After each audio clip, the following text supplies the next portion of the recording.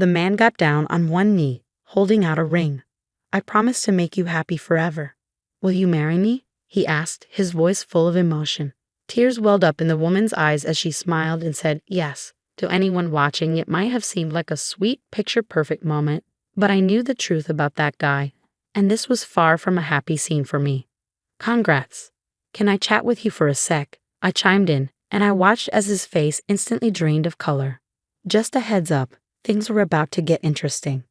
My name's Iris. I'm 37, and I photograph weddings for a bridal services company. My job is all about capturing those perfect moments when couples, families, and friends are celebrating the big day. I've been into photography since I was little, and I always dreamed of making it my career. The first time I learned about wedding photography was at a wedding during high school, and I was hooked. The idea of capturing those special moments between couples was deeply satisfying. Around that time, a friend introduced me to Sean. He was a corporate guy who also had a passion for photography. We clicked right away, and as we grew closer, everything just felt right. About a year into our relationship, he proposed on my 25th birthday, offering me a bunch of roses along with the question, "I vow to make you happy. Please marry me?" I was over the moon and said yes without hesitation. We started planning the wedding, and both of our families were thrilled. Being welcomed into Sean's family, especially since there were mostly men and the women were already married, was a great feeling. Sean's mom, Lauren, was a gem. She treated me like her own daughter, and we grew super close, often spending weekends shopping and hanging out. Everything was wonderful until our daughter, Maria, came into the picture. After she was born, something shifted with Sean. Before Maria arrived, we both had jobs and split the household tasks evenly. He'd never had an issue with our setup, but once our daughter was born, everything changed. Even when I was busy with housework, Maria needed my attention. By the time I finished my tasks after putting her to bed, it was super late, throwing me off for work the next day. It felt like I was constantly juggling work, chores, and baby duty with no help from Sean. He'd just shrug and say, "Isn't childcare supposed to be a mom thing?" He wouldn't pitch in with our little one at all and started slacking on his share of the housework. I tried talking to him about it, saying, "Can you watch Maria for a bit? I've got some urgent work stuff, and the house is a mess." But he'd make a face and go, "Nah, I'm beat from work. Just multitask with Maria. Isn't it a mom's job to look after the kid?" Frustrated, I snapped back, "Step up your game. I'm doing the best I can. Plus, you've been letting things slide too, like forgetting the trash and leaving the bathroom dirty." He retorted, "You always pull the kid card to get out of chores. You've been doing the bare minimum, like getting takeout and cutting corners on cleaning." It was infuriating. Kids have to be the priority, but if Maria got sick, I'd have to take time off, which could annoy my coworkers. Quitting my job wasn't an option because we needed the paycheck, so work came before house chores. I just wish Sean would step up with Maria. I never imagined he'd act like this after we had a baby, but with him checking out, I was left to handle everything on my own. The idea of splitting up crossed my mind with all the stress, but thinking of Maria, I just couldn't go through with it. Then one day, I reached my breaking point and passed out right at our front door. When I woke up, I was back in bed, with Lauren sitting beside me, looking incredibly worried. "Oh, Iris, I'm so glad you're okay," she said, relief evident in her voice. "Lauren, why are you here?" I asked, confused. "I tried calling, but when I couldn't get through, I came over and found you right at the door. You scared the life out of me," she explained. She then told me that she'd been taking care of our daughter since I blacked out. Tears streamed down my face as I told her everything about Sean's lack of help with our daughter and around the house. She was livid. Within minutes, she called her husband, and soon enough, my father-in-law, Mike, showed up, apologizing for Sean's behavior. When Sean got home, he received an earful from both of them. I'd never seen them so fired up. Sean just sat there, looking like a deer caught in headlights. After that intervention, he really stepped up with helping around the house and taking care of our daughter. My health improved, and I couldn't be more grateful to my in-laws for stepping in. Thanks to them, things were finally looking up for our marriage. Or so I thought. Fast forward a few years, and our little Maria was now 10. It was just the two of us in our apartment, while Sean had been away on a work project for the past 3 years. Apparently, he was the man for the job. We decided not to move with him since Maria was just getting settled with her new friends. We did our best to stay connected, using FaceTime and Zoom, but about a year ago, things started to feel off. Sean became more elusive, often taking hours to respond to my messages, even on weekends. When I asked what was going on, he'd brush it off, saying I was just taking a break. What's the big deal? He also grew distant with both Maria and me.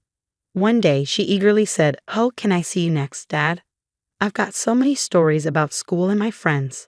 All he responded with was, "I'm married and at work right now.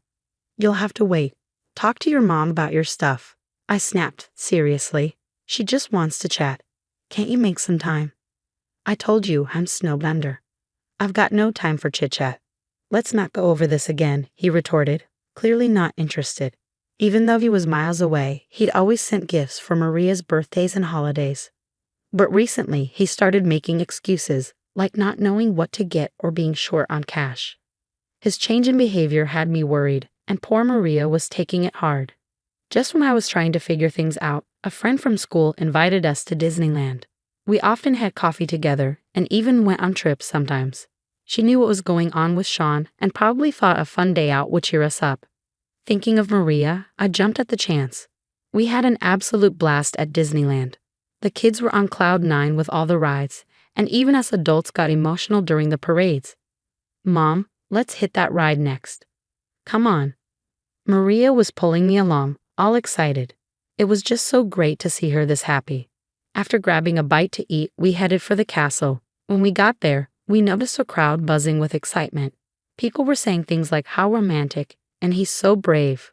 We had to see what was going on. Right in front of the castle, a guy was down on one knee with a ring, saying, "I want to be right there next to you from now on. I want to make you the happiest person ever. Will you marry me?" The crowd was super pumped about this public proposal, but I was in shock, because I knew that guy. Maria's voice trembled with surprise.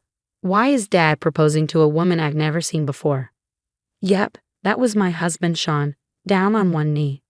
I didn't have words for Maria. Instead, I asked my friend to keep an eye on her while I made my way over to Sean and the mystery woman. When I got close, the woman gave me a puzzled look and said, "Can I help you?" Sean, on the other hand, looked like he wanted the ground to swallow him whole. Keeping my cool, I said, "Hi there. I'm Iris, a wedding photographer, and you two look picture perfect. Mind if I snap a few shots?" Her face lit up. "Really? That's awesome. How about an interview for a magazine piece too?" Before Sean could say a word, she chimed in, her excitement bubbling over. "Absolutely," I said as I turned on my voice recorder. Always have it with me because of work. Turns out, her name's Christina, a good 10 years younger than Sean. She even introduced him to her folks. He told me he was divorced, having escaped a terrible marriage. He's been nothing but wonderful to me. His ex sounds like a real piece of work. But I'll treat him right, she said, her voice full of conviction. I watched as Sean squirmed, and then I took a bunch of pictures, including shots of their new rings. After swapping contact info and promising to circle back if the magazine was interested, I left them. Back with my friend, she looked worried. "What was that about?" she asked. I just shrugged, not wanting to get into it. As Maria and I headed home, my phone blew up with calls and texts from Sean. I ignored them all, his explanations. I couldn't care less. He's going to wish he never crossed me. A couple of days later, he called, sounding panicked. "What have you done?" He rambled on about problems at work. I snapped, "You brought this on yourself. You cheated, you lied to a young woman, and you freaky proposed to her. What's wrong with you?" He didn't have much to say after that. Later on, I met up with Christina and laid out the whole story. She was angry and hurt, especially when I showed her our wedding photos. "I had no idea," she said, sounding heartbroken. "He told me you two were done. I don't even know how to apologize to you." "You don't need to apologize. We've both been played. I feel horrible for what my husband has done to you," I said, trying to reassure her. I couldn't blame her for what had happened. If I had discovered Sean's affair earlier, she might have been spared. She gave back Sean's ring and ended things with him, then dropped a bombshell at his workplace. I bet they weren't too thrilled with him. When I finally spoke to Sean, I didn't hold back. "Obviously, I'm leaving you. Get ready to pay up for what you've done." He tried to bargain. "Look, I ended things with Christina. Let's work this out." "Have you lost your mind? The moment you started this, it was done. And just so you're clear, I've got all the proof I need. Photos, recordings, you name it. Christina even offered to compensate me, but she's not the one to blame here, so I turned her down. Christina handed over their text messages and photos as evidence. Just so you know, I've shown everyone the evidence of your affair. Both our families know, and trust me, they're livid. Sean, sounding desperate, said, "Look, I'm truly sorry. Being on my own made me do stupid things, but a divorce? Think about Maria. It's going to be rough for her with just one parent." I couldn't believe he'd go as far as proposing to someone else while we were still married and then use our daughter to try and make things right. I fired back, growing up with a dad who cheats is a whole lot worse than having a single mom. I'll take care of her. And just so you know, she thinks it's weird you're with someone so much younger. She doesn't want to see you anymore. He barely managed to say, "Can I just talk to her once?" But I've had enough. Stop it right now. The only fatherly thing left for you to do is pay child support and keep your distance. Never come near us again. With that, I hung up, leaving him crying on the line. Soon after, we finalized the divorce. Naturally, I got custody of Maria, along with a settlement and child support. We moved in with my parents, who welcomed us back with open arms. My in-laws called a few days later, full of apologies, with Lauren being especially heartbroken. From what they told me, Sean's stunt had repercussions at work, resulting in a demotion. If he ever went back, he'd be stuck in a dead-end department. They made sure he's paying Maria's child support by having him live with them, with clear threats of cutting him off if he skips even one payment. Now he's just grinding away, getting side-eye from everyone. My in-laws have been amazing though. Maria loves spending time with them, and they light up her world. As for me, I'm focused on what's ahead and committed to doing everything I can to keep Maria happy. I'm ready to take on the world.